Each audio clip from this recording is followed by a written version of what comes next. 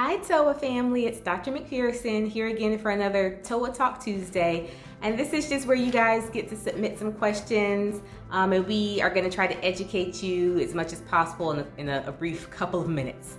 So our first question for this week is, are vaccines necessary? And if so, does my dog or cat need all of the vaccines out there, and how often should they get them? So short answer, yes, vaccines are necessary. We are trying to protect our pets and the pet population from diseases that we still commonly see. So things like distemper, parvo, kennel cough, rabies, feline leukemia. Unfortunately, we still see these diseases, and they can cause your pet to become very ill, and in some cases, they can be fatal. And also those diseases like leptospirosis and rabies in particular can also spread to our human populations. We're trying to avoid that as well. So the next part of that question is, does my pet need all of the vaccines? Well, as a veterinarian, I have to look at your pet and I have to tailor that vaccine protocol to your pet. So if I have an owner who comes in with her little Pomeranian who's a little bit spoiled and catered to, this dog doesn't go to the dog park, doesn't really see any other dogs, they stay at home, mom holds them all the time. Well, this little puppy may not be a great candidate for a vaccine like canine influenza. The risk factors just aren't there.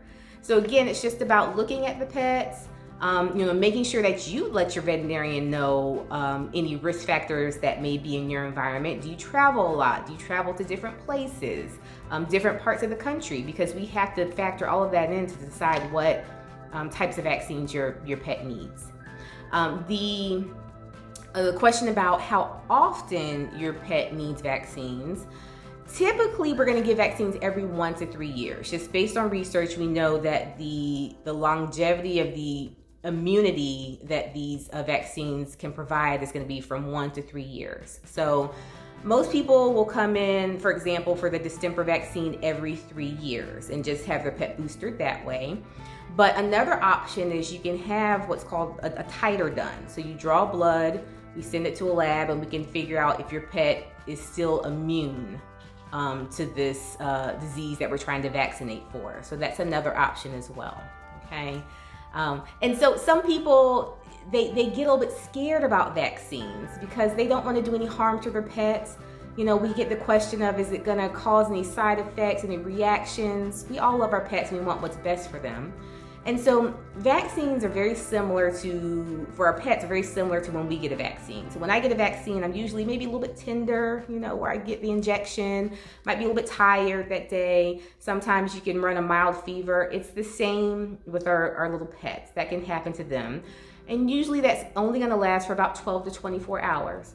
There are some cases where some pets will have a more serious reaction and they may need more medical care, but that is extremely, extremely rare. Okay, so the risk of a possible vaccine reaction, it does not outweigh the benefits of having your pet protected from these diseases that are still out there and still harming our pet community. So I hope that answered your questions. Please keep submitting questions to us. We're going to try to make this something that we do every Tuesday and continue to do. You can always call us at Tuscarora Oaks Animal Hospital if there's any questions or concerns about anything in general. You guys have a great day. We'll see you next Tuesday. Bye.